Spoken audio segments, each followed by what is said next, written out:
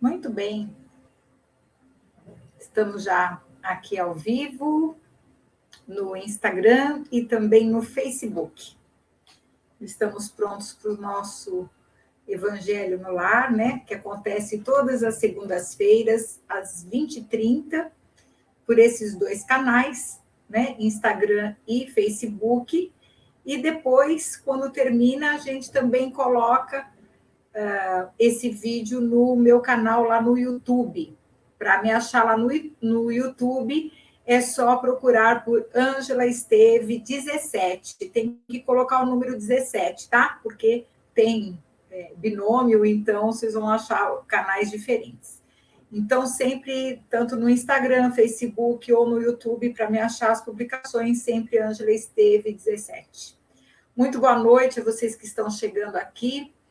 Que Deus abençoe a cada um de vocês e a gente vai então fazer esse nosso evangelho de hoje, falando mais uma vez aqui sobre a vida do nosso Mestre Jesus, sobre a sua obra grandiosa. E hoje a gente vai falar sobre os primeiros tempos das pregações de Jesus, né? Até porque a gente está aqui se aproximando do Natal, então claro que a gente não vai ficar contando a história da manjedoura, mas a gente começa a contar o comecinho das suas pregações. Né? A gente vai, através de pesquisas que foram feitas, através de livros que nós pudemos obter essas informações, a gente vai trazer um pouquinho, então, do nosso mestre, conhecer, porque quando a gente conhece, né, as pregações de Jesus, quando a gente conhece a sua vida, fica mais fácil também para nós assimilarmos os ensinamentos, que muitas vezes nos foram passados de formas tão alegóricas e tão segundo a interpretação, né, dos povos e dos interesses humanos também. Então, a gente vai voltando àquela pregação, aquele momento mais simples da passagem do nosso mestre pela terra. Então, vamos já dar por iniciado o nosso evangelho. Muito boa noite para quem está chegando agora, para quem está entrando. E nós vamos, então, fechando os nossos olhos e vamos pedindo a Deus, nosso Pai, ao nosso amado Jesus, que seja conosco mais uma vez nesse evangelho no lar. Que nós abrimos as portas da nossa casa, abrimos as portas do nosso coração para receber as palavras de Jesus, para receber os seus doces ensinamentos, que só trazem a felicidade para a nossa alma, para o nosso viver. E assim, Jesus, é em teu nome que nós damos por iniciado o nosso evangelho desta noite, te pedindo que seja conosco mais uma vez, nos inspirando para que nós possamos aprender um pouquinho mais sobre a boa nova do reino. Que assim seja, graças a Deus e graças a Jesus. Então, a família que está chegando aí, que eu estou vendo, muito boa noite, mais uma vez. E a gente vai começar, então, contando um pouquinho, né, da história de Jesus, né, o nascimento, as pessoas já têm mais ou menos um conhecimento de que a época em que Jesus veio à Terra, muitos espíritos tiveram que ser exilados do planeta para que ele pudesse se encarnar, para melhorar um pouquinho a sintonia, trazer um pouco mais de leveza para que ele pudesse se encarnar aqui no meio de nós. E o que aconteceu após o seu nascimento, aliás, na época do seu nascimento, é que haviam, é claro, muitos dos profetas, os antigos profetas, já haviam feito previsões da vinda do Mestre. E é claro que isso deixou o reino, os homens de poder, alvoroçados, porque quando se referiam a Jesus, se referiam a um rei que iria tomar os reinos, né? E naquela época estava todo mundo muito preocupado com os seus territórios. Era a época de recenseamento, Herodes estava fazendo essa campanha do recenseamento, e por causa dos profetas e por causa de todas essas profecias em torno do nome do mestre que estava para reencarnar, ele mandou matar todos os meninos, todas as crianças que eram do sexo masculino daquela época. Isso fez com que José e Maria tivessem que sair de Nazaré e foram, então, até a caminho de uma tia de Maria, e nesse momento em que eles chegam lá em Belém, é quando se dá o momento, né, do parto, e a casa onde morava a tia, os parentes de Maria, era uma casa muito humilde, né? E por isso que haviam, na época, as casas eram separadas por paredes, cortinas, e era muito perto dos animais também, o abrigo dos animais, por causa das intempéries, né? Do tempo. E Jesus nasceu nesse cenário, digamos assim, mais da natureza, mais natural, sem riqueza nenhuma, né? E depois os historiadores e tudo mais foi florido e foi colocando toda aquela questão de que nasceu no meio dos animais, aquela coisa toda. O que importa é que já naquela época os 3 reis magos, que eram astrônomos e astrólogos, conheciam e sabiam que um avatar estava vindo para a Terra. E eles seguiram a conjunção planetária, e hoje nós tivemos a conjunção, né? A conjunção planetária que estava sendo tão esperada também, em que faz com que nós entremos na era de Aquário, e que é o começo agora, né? E guiados por esses conhecimentos, então, esses magos vão fazer o reconhecimento do Messias e vão encontrá-lo, então, nesse ambiente mais afastado. Passados-se os anos, nós vamos encontrar Jesus já com uma faixa de 12 anos, mais ou menos, e aí já começa Jesus a aparecer em público de uma certa forma e a mostrar realmente qual era o propósito dele aqui na Terra. Essa época, Jesus é encontrado na narrativa, inclusive no Evangelho, no templo, aonde ele já começa a dar sinais de conhecimento, de interpretação das leis, né? Das leis mosaicas, das leis que já constavam do Velho Testamento. E isso começou a chamar muito a atenção, inclusive, dos rabinos lá da época.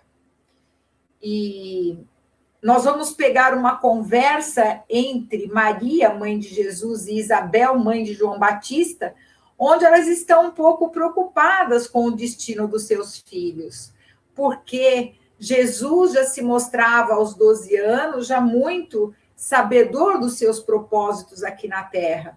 E João Evangelista já carregava aquele ar de seriedade, né, que foi a marca da sua personalidade aqui como precursor do cristianismo.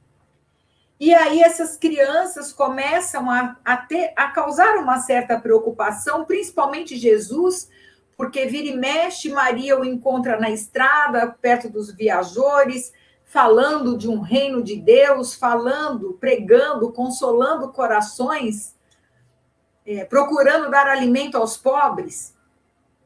E ela, então, advertida no templo por um conhecido da família, na época era o Eleazar, né?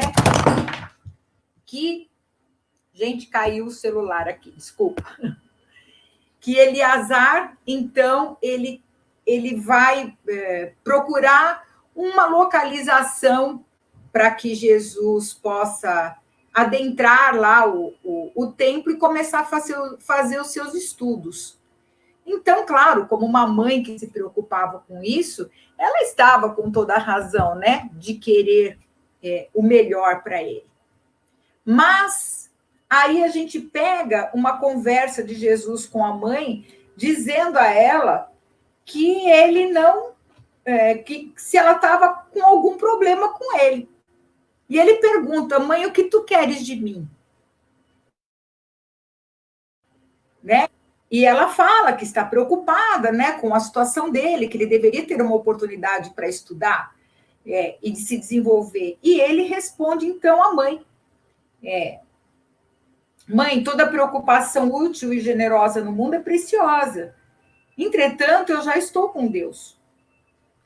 Meu pai, porém, deseja de nós toda exemplificação que seja boa, e eu escolherei desse modo a melhor. Isso quando ele estava com 12 anos. A gente vê esse diálogo aqui no livro Boa Nova, narração do espírito Humberto de Campos, psicografia de Franciscano Xavier, e a gente vê também essa informação no livro O Sublime Peregrino, de Ramatiz, aonde ele também aponta para essa conversa que Jesus tem com a mãe. E ele fala, então, que ele gostaria de escolher qual era o destino. E ela diz, então, o que é que você escolhe? Então, ele chega a José e fala para ele que gostaria de trabalhar com ele na carpintaria. E ele se torna, então, um exímio carpinteiro, enchendo a casa, né, de alegria, como é narrado aqui nos textos, desenvolvendo seus trabalhos maravilhosos.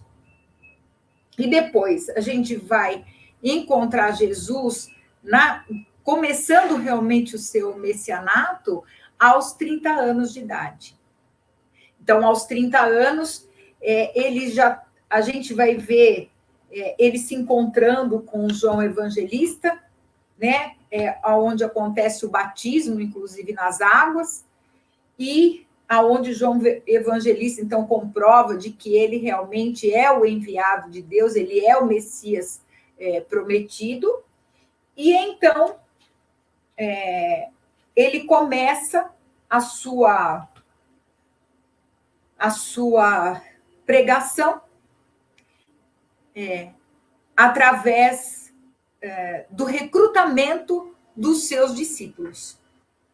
Quando ele volta lá, que ele está lá no Rio Jordão, e ele volta para Nazaré, depois de ter descansado um pouco, ele vai até as circunvizinhanças de Cafarnaum, e é quando depois ele vai até as margens do Tiberíades e vai até um grupo alegre de pescadores, onde ele vai encontrar lá, então, Pedro e André. E ele os convida, ele começa a conversar com eles como um amigo que está chegando, muito alegre, muito feliz, e começa a falar de um reino. E começa a falar, né, de uma nova vida, de uma nova terra, num reino de paz e de luz. E esses dois humildes pescadores começam a ficar encantados com ele. Porque Jesus tinha realmente um poder de magnetismo muito forte, né? Então, eles começam a ficar encantados com esta fala de Jesus, e eles, então, começam a ouvir qual era a proposta dele de trazer essa boa nova. E quando Jesus começa a falar sobre o reino, André ainda olha, né, ainda pensa, nossa, mas ele está com umas vestes simples, será que ele conhece algum príncipe, alguém que tenha uma grana aí para poder financiar esse projeto que ele está querendo, né? E aí eles ficam achando que Jesus estava meio que viajando um pouquinho na maionese. Então, eles acabam achando que eles iriam ser condescendentes com ele e dar um crédito para ele, porque, afinal de contas, ele mostrava tanta alegria e boa vontade. E Jesus percebe isso. E, muito alegremente, ele percebe o que eles estão fazendo e pensa com ele mesmo que, no futuro, eles iriam saber realmente quem era o mestre, né? Então, ele os abraçou e começou a seguir como companheiros, né? E porque Jesus depois é que vai explicar que o reino dele não é desse mundo, e depois é que ele vai explicar que viria. Nesse momento, ele começa a recrutar os apóstolos. E assim ele vai encontrando ao caminho E à medida em que ele vai conversando com esses apóstolos, as pessoas curiosas vão chegando, vão se achegando até eles, né? Ouvindo as conversas. E Jesus, então, começa a falar de um reino de amor, de paz, de compreensão, de igualdade. Principalmente era isso, a tônica era igualdade, amor. Eram palavras que não eram muito utilizadas naquela época.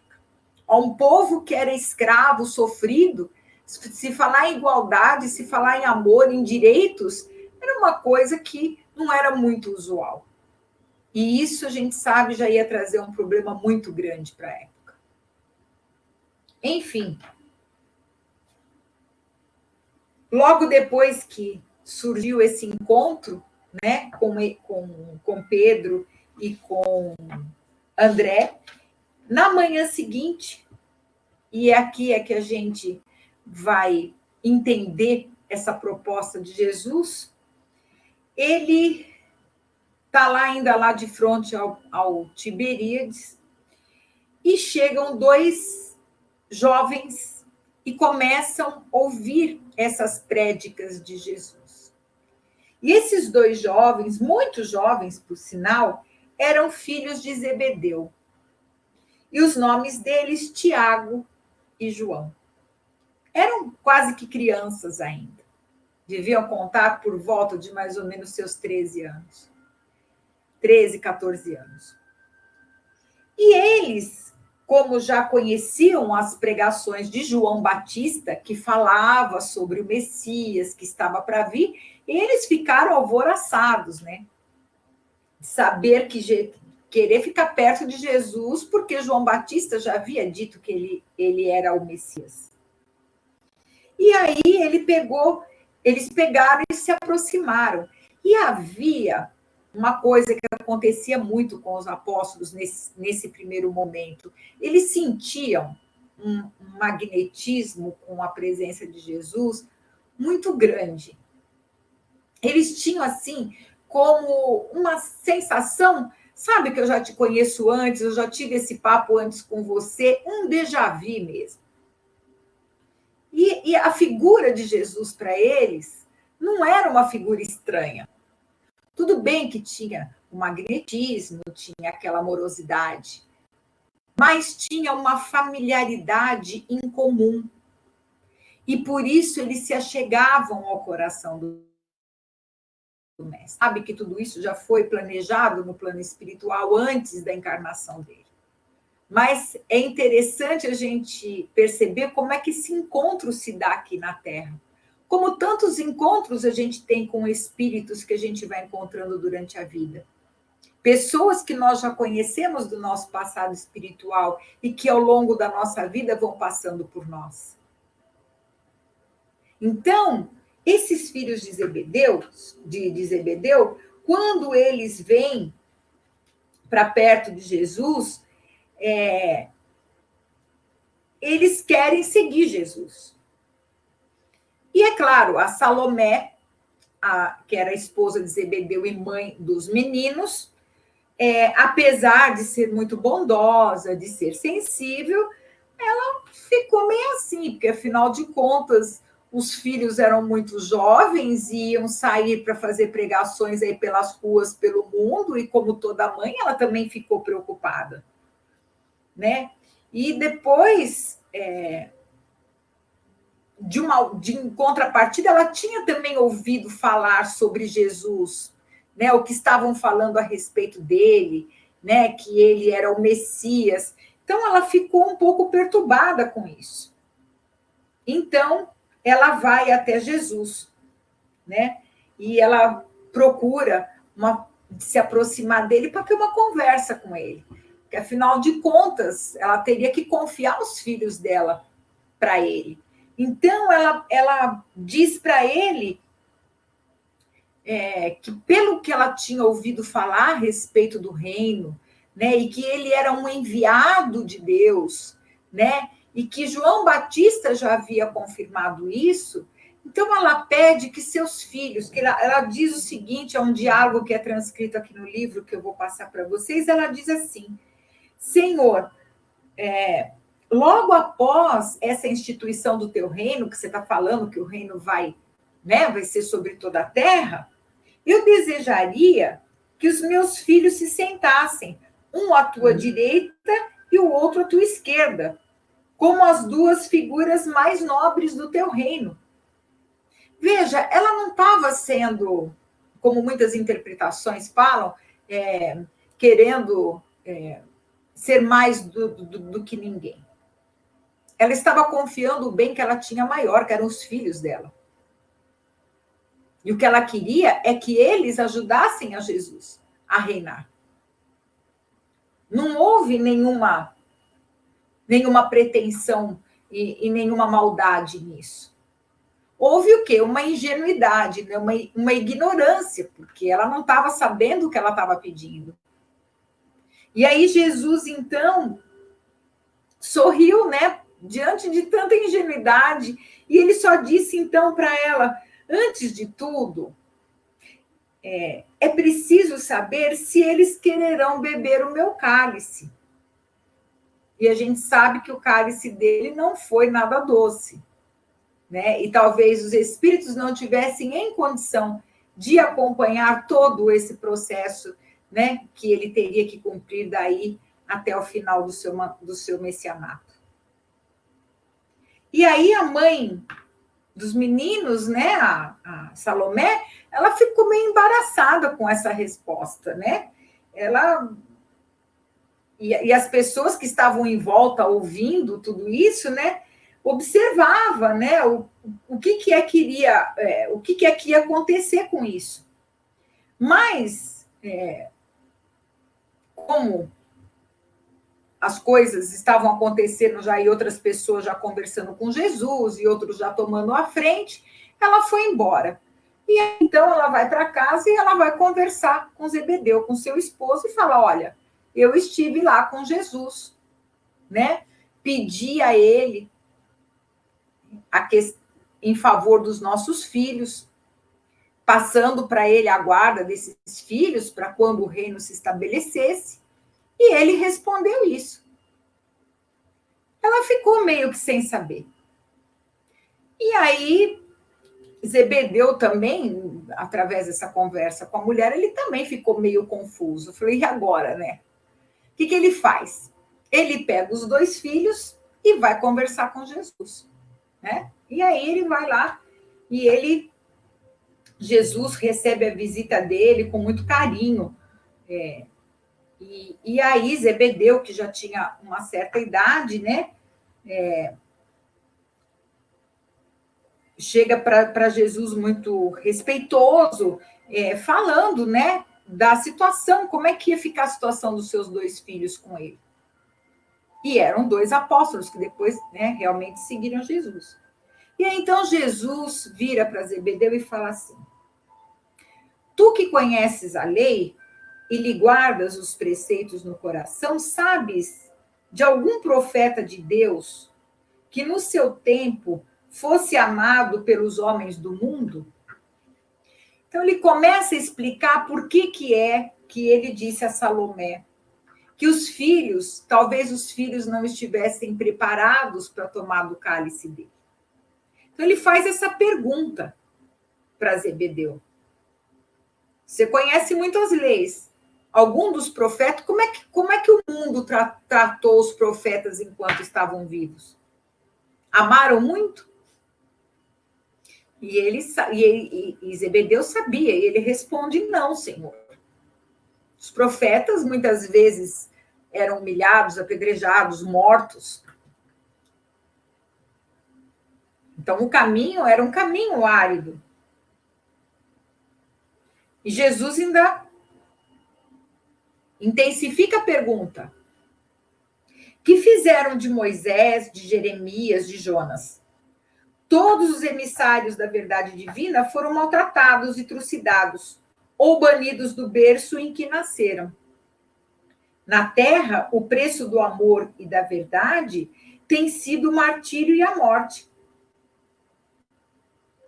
E aí Zebedeu já começou a regalar os olhos, né? Porque ele sabia que o que Jesus estava falando era a mais pura verdade.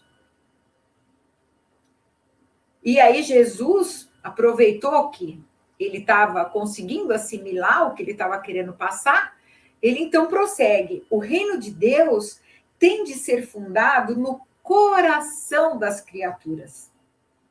O trabalho é árduo. E é o meu gozo. O sofrimento, o meu cálice. Mas o meu espírito se ilumina da sagrada certeza da vitória. Olha o que ele está falando. O reino de Deus tem de ser fundado no coração das criaturas. E esse é o meu gozo, diz Jesus.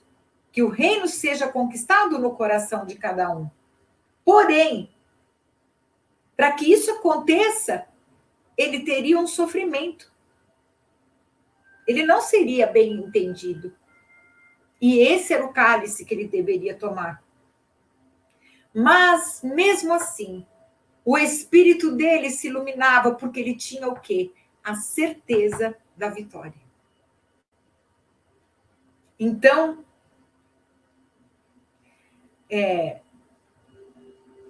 Zebedeu, num momento de entusiasmo, né, ele fala assim, então, Senhor, o vosso reino é o da paz e da resignação que os crentes de Elias esperavam.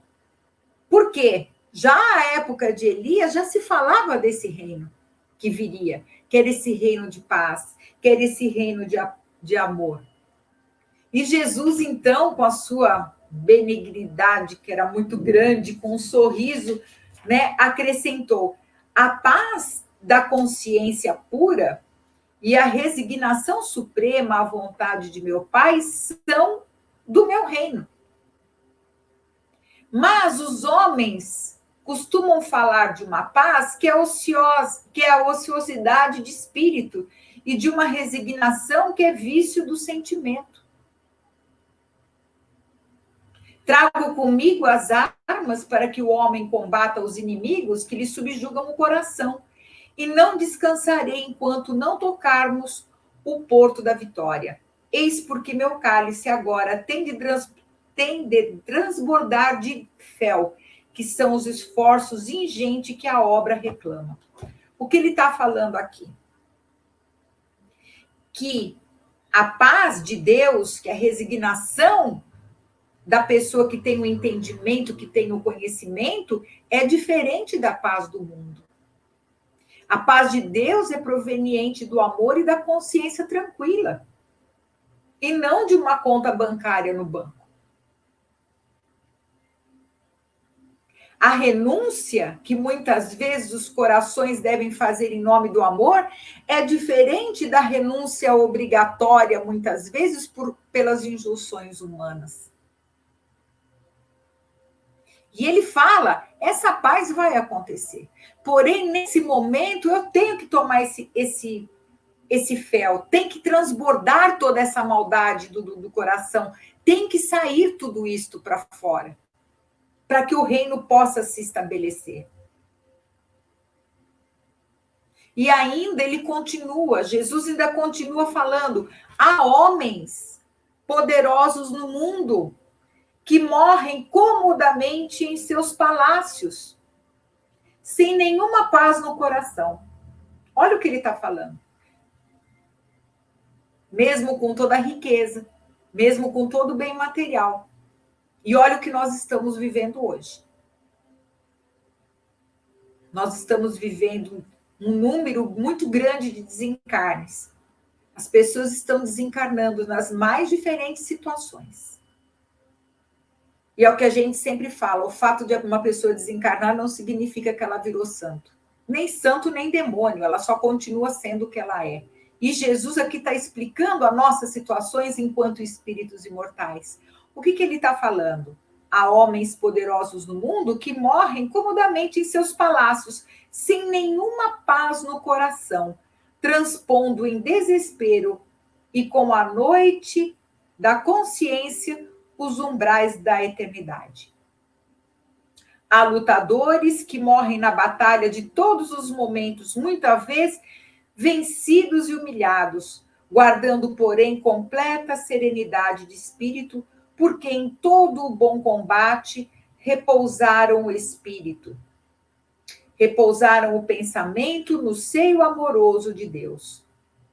Outros há que aplaudem o mal, numa falsa atitude de tolerância, para lhe sofrer amanhã os efeitos destruidores. Os verdadeiros discípulos das verdades do céu, esses não aprovam o erro, nem exterminam os que o sustentam. Trabalham pelo bem, porque sabem que Deus também está trabalhando. O Pai não tolera o mal e o combate, por muito amar seus filhos. Vê, pois, Zebedeu, que o nosso reino é de trabalho perseverante pelo bem real da humanidade inteira. E veja que ele fala aqui que o combate do Pai é com o mal, não é com o indivíduo. Os discípulos do Evangelho, os cristãos que realmente são cristãos não só de nome, mas de atitude, de coração, sabe que nós não devemos combater as pessoas, mas combater os erros. E é isso que ele está falando aqui. Enquanto eles estavam conversando, os filhos ficavam olhando assim com aquele olhar, sabe, de espanto, de maravilhados com essa explicação que Jesus estava dando. E aí, o Zebedeu ficou tão entusiasmado que falou assim, grande reino, e dando expansão a essa alegria, porque ele sentiu uma alegria porque ele já conhecia as leis já da época de Elias. Ele estava vendo ali em Jesus a possibilidade de concretizar o bem definitivamente na terra. E ele fica muito entusiasmado. E aí ele fala, Senhor, Senhor, trabalharemos convosco, pregaremos o vosso evangelho, aumentaremos o número dos vossos seguidores. Ele ficou muito entusiasmado. Agora vai, né? Agora a terra vai, nós vamos fazer esse trabalho aí, né? Bacana. E ficou muito entusiasmado. Mas quando Jesus escuta essas últimas palavras, ele elucidou e colocou ênfase nas suas expressões. Ele diz, ouve, Zebedeu, nossa causa não é a do número, é a da verdade e do bem. É certo que ela será um dia a causa do mundo inteiro, mas até lá precisamos esmagar a serpente do mal sob os nossos pés. Olha que lição. Muitas vezes as pessoas querem números, muita gente seguindo, muita gente evangelho, muita gente cantando aleluia. Da boca para fora? É isso que Jesus está falando. Vou cantar aleluia da boca para fora? O reino já está estabelecido aqui. Eu tenho o que comemorar de alguma coisa de bom que eu estou fazendo para alguém? E Jesus ainda continua. Por enquanto, o número pertence aos movimentos da iniquidade. A mentira e a tirania exigem exércitos e monarcas, espadas e riquezas imensas para dominarem as criaturas. O amor, porém, essência de toda a glória e de toda a vida, pede um coração e sabe ser feliz. E mais uma vez ele fala, o reino está no coração.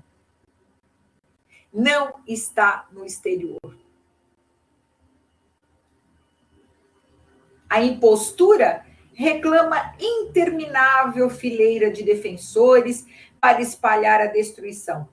Basta, no entanto, um homem bom, para ensinar a verdade de Deus e exaltar-lhe as glórias eternas, confortando a infinita legião dos seus filhos. Quem será o maior perante Deus?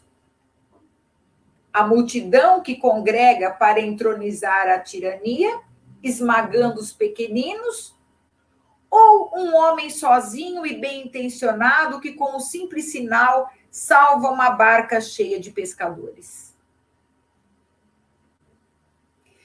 O que eu gosto em Jesus é que ele faz os seus ensinamentos sempre com a retórica, né? Sempre com a pergunta. Ele ensina e, ao mesmo tempo, ele faz com que o ouvinte faça esse exame de consciência. Então, ele deixa as perguntas para que a gente... Ele falou essas palavras há 2020 anos. E como são atuais para os nossos ouvidos? Como são atuais para os momentos que nós estamos vivendo?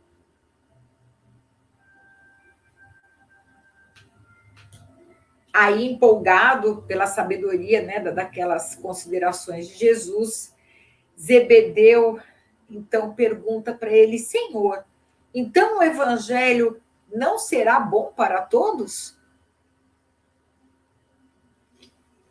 Porque ele já estava achando que Jesus ia fazer o que as pessoas acham, né, quando vão procurar uma igreja, um centro espírita, um tratamento qualquer, acha que o outro vai fazer o milagre. Então, Jesus chegou, agora é o milagre. Desceu da nuvem, o milagre está estabelecido na terra. E não funciona assim, né? Os milagres, eles acontecem a partir da decisão de cada um. E aí Jesus, então, pergunta para ele, responde para ele: em verdade, a mensagem da Boa Nova é excelente para todos. Contudo, nem todos os homens são ainda bons e justos para com ela. É por isso que o Evangelho traz consigo o fermento da renovação, e é ainda por isso que deixarei o júbilo e a energia como as melhores armas aos meus discípulos. Exterminando o mal e cultivando o bem, a terra será para nós um glorioso campo de batalha. Se um companheiro cair na luta, foi o mal que tombou. Nunca o irmão que é para nós outros, estará sempre de pé. Não repousaremos até o dia da vitória final. Não nos deteremos numa falsa contemplação de Deus à margem do caminho, porque o Pai nos falará através de todas as criaturas trazidas à boa estrada. Estaremos juntos na tempestade, porque aí a sua voz se manifesta com mais retumbância. O que ele está falando aqui? Que o evangelho, à medida e conforme o tempo calando no coração das pessoas, ao longo do tempo, todo esse, digamos, exército do bem começa a se formar. Hoje a gente chama isso de massa crítica, né? Colocamos um nome nisso, quando as pessoas já começam a colocar o bem dentro do seu coração. E começa a se formar, então, essa falange do bem. E ele coloca: quando um irmão nosso tombar o erro, nós vamos combater o erro e não o nosso irmão. E vamos dar a força para que ele se reerga e que ele não se perca. E esse é o combate que ele falou que vai ser até o final do tempo. E ele diz aqui, ainda ele continua.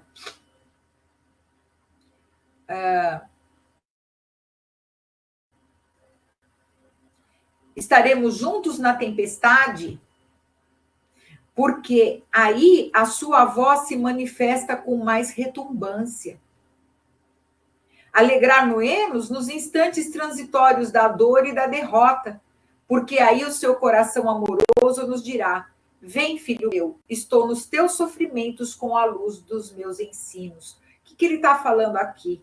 Que é na hora do sofrimento que é na hora da dor, na hora da separação, na hora de tudo isso que a gente está vivendo. É nesses momentos que as pessoas procuram voltar o seu coração para Deus.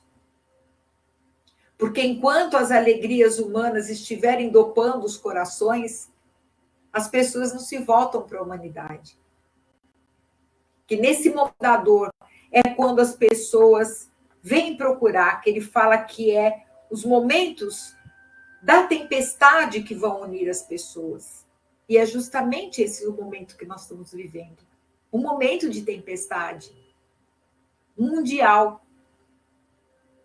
E é quando ele diz que o nosso coração, que é o coração dele, né, vai dizer: vem, meu filho, estou nos teus sofrimentos com a luz dos meus ensinos, porque os ensinos de Jesus são para ser utilizados nos momentos de sofrimento.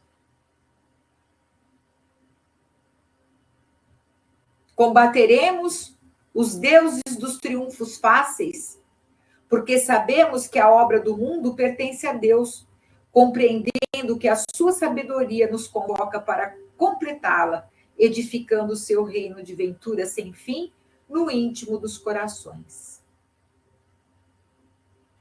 E aí, nesse instante em que há essa compreensão maior, os filhos de Zebedeu, então, Tiago e João, se aproximaram, assim, magnetizados com essas palavras de Jesus e o abraçaram, né? Muito emotivos, e Jesus os coloca, então, né, abraçados contra o seu peito, recebendo aqueles dois espíritos que se comprometeram a ele mesmo antes de se encarnar, para ajudar a implantar a Boa Nova, a trazer, né, todos esses conhecimentos para nós do reino de Deus. E aí, então, diante de si, Zebedeu pôde contemplar o reino de Abraão, né? A voz de Abraão como um eco grandioso, né? Vindo já para aquela atualidade, né? Porque Jesus, naquela época, para ele já significava já a modernidade dos ensinos. E hoje a gente vê que nada disso se perdeu ao longo dos séculos. Todo o ensinamento de Jesus serve de consolo para as nossas almas, serve de ensinamento, de engrandecimento. Não existe uma única palavra no Evangelho. Eu já li esse Evangelho não sei quantas vezes. Não tem uma palavra de Jesus que seja contraditória ao amor. Nenhuma. Nenhuma. Nenhum dos seus movimentos. E então, todos começaram a abençoar o mestre, né? Num hino glorificador lá, todo mundo em júbilo, né? E aí, Zebedeu, então, também se emociona muito, porque ele já estava de idade, e até aquele momento, né, aquele seu coração rígido, daquela lei rígida que seguia os homens da época, né, faziam com que muitas vezes Jeová, com a sua voz de trovão, né, sobre as sarças de fogo e aquela coisa toda, faziam dos homens, né, era um período de guerras, né, um período de lutas muito grandes.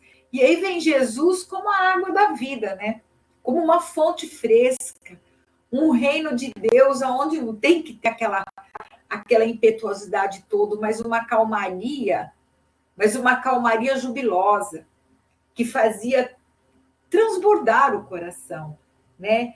E aí, ele então vê que Jesus começa a revelar que Deus não era um Deus vingador, não era esse Deus do trovão, era um pai amigo, era um pai amoroso. E Jesus falava: eu venho de meu pai e venho falar do amor do meu pai. Isso causava assim um lenitivo tão grande no coração que ele começou então a chorar, começou a se emocionar diante daquela figura majestosa, né, de Jesus, e desses ensinamentos que ele soltava dos lábios dele, a confirmação de que realmente o reino de Deus, de amor, se estabeleceria na terra. Então, ele se ajoelha diante de Jesus e agradece ao Messias pela oportunidade que ele estava tendo naquela ocasião tão especial para ele. E Jesus, então, diz para ele uma frase assim, que eu confesso que me tocou muito a primeira vez quando eu li isso, porque eu sempre, muitas vezes, às vezes me prostro diante de Jesus, mesmo de joelhos, agradecendo, né? E muitas vezes pedindo força, e Jesus diz uma frase aqui para ele, assim, muito, muito importante, que eu espero que fique gravado também no coração de vocês. Quando ele se ajoelha, Jesus vira para ele e fala: levanta-te, Zebedeu. Os filhos de Deus vivem de pé para o bom combate. Os filhos de Deus não andam ajoelhados.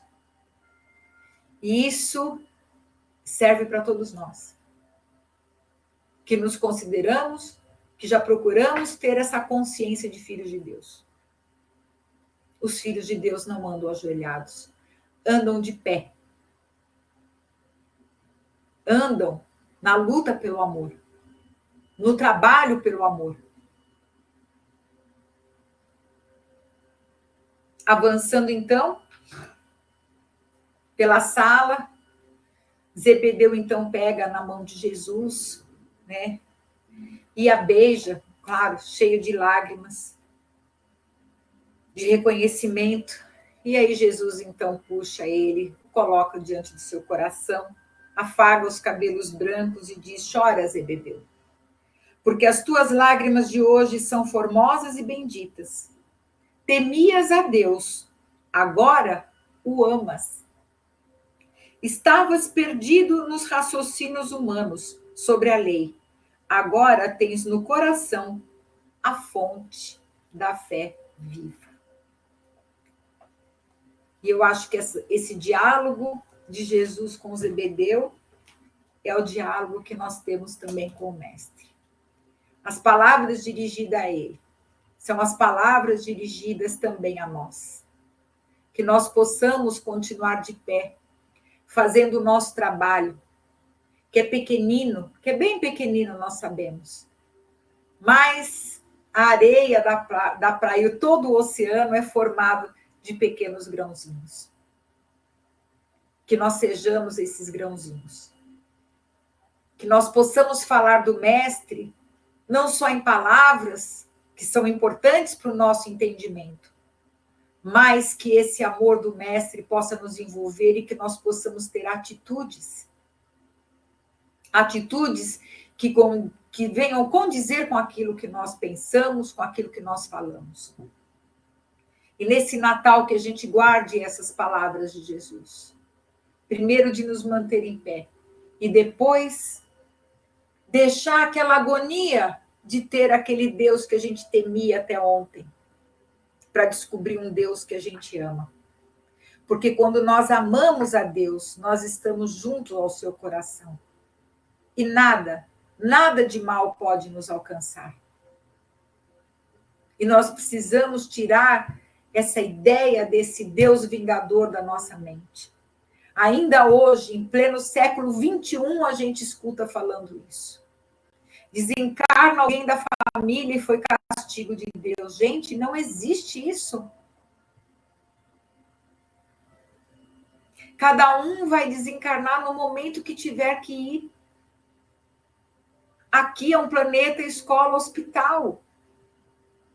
Muitas pessoas, espíritos estão sendo recrutados também para ajudar a humanidade, só que de outro plano. Quando é que a gente vai tirar a venda dos nossos olhos? Quando a gente vai entrar na fase adulta? É preciso entender que Deus é amor e Deus não castiga. O que nos castiga é a nossa própria consciência.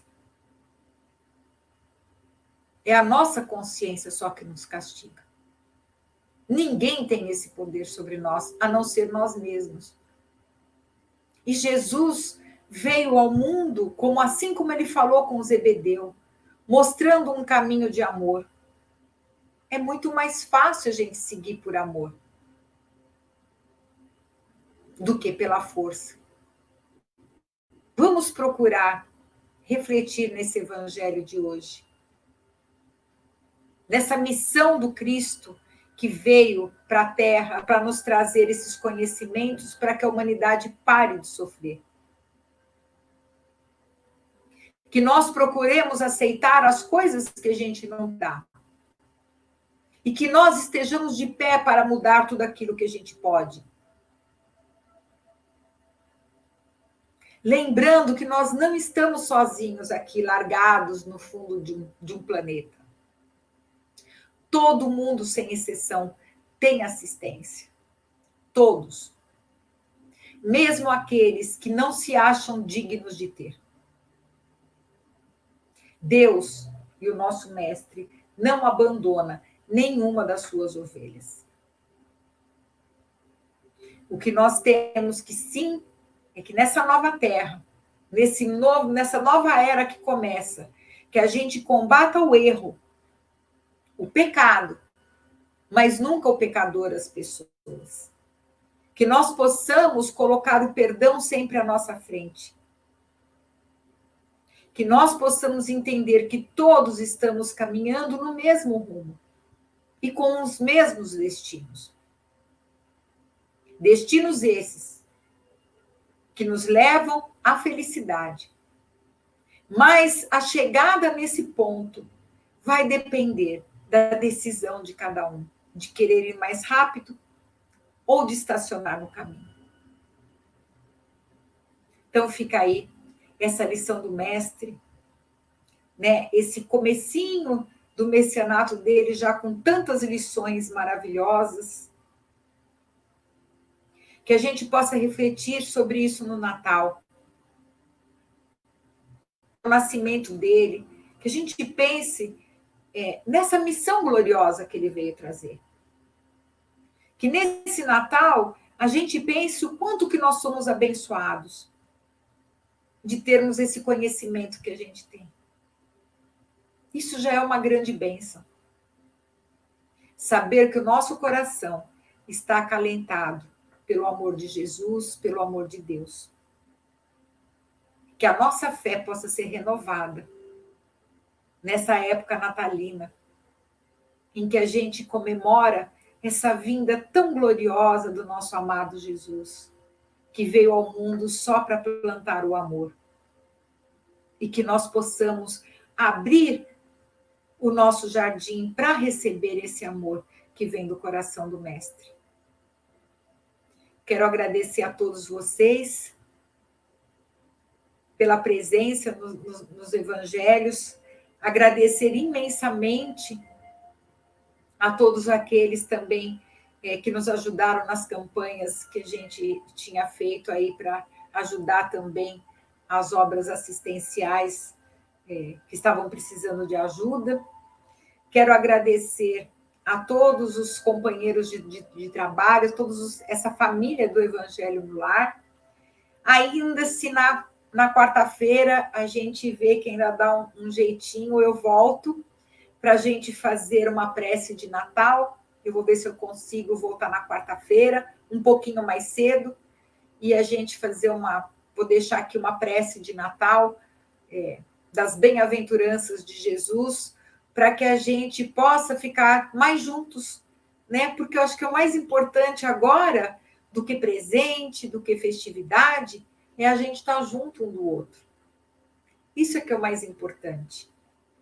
Que a gente possa seguir na lição do Mestre, amando-nos uns aos outros. É tão bom estar com vocês aqui. É tão bom ver eu vejo todos os nomezinhos que aparecem aqui. É tão bom saber que a boa nova, mesmo com todas as minhas deficiências, mas a minha parte, muito humilde, pequena, está se espalhando por aí.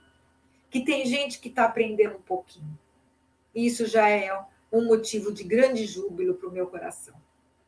E que nós possamos, nesse instante, agradecer a Deus nosso Pai, ao nosso Mestre Jesus, por essa oportunidade bendita que nos é concedida.